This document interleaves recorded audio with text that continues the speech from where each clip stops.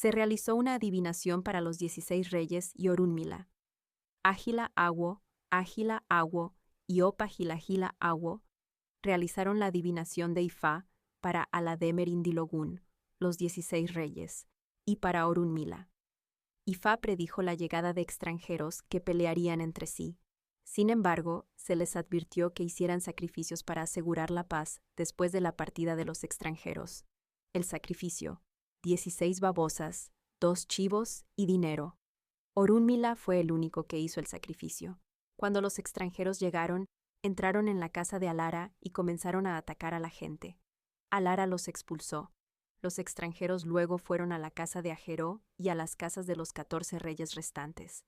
Cada uno de ellos expulsó a los extranjeros, pero cuando llegaron a la casa de Orunmila y comenzaron a atacar a todos, Orunmila intentó pacificarlos. En cambio, empezaron a pelear entre ellos.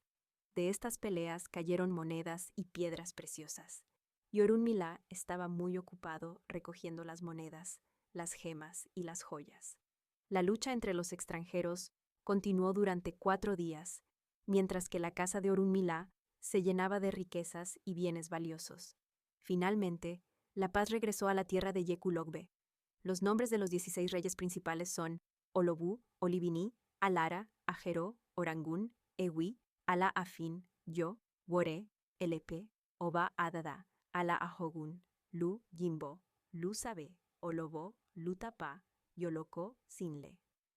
Los reyes tenían riqueza y posesiones valiosas, pero carecían de paz.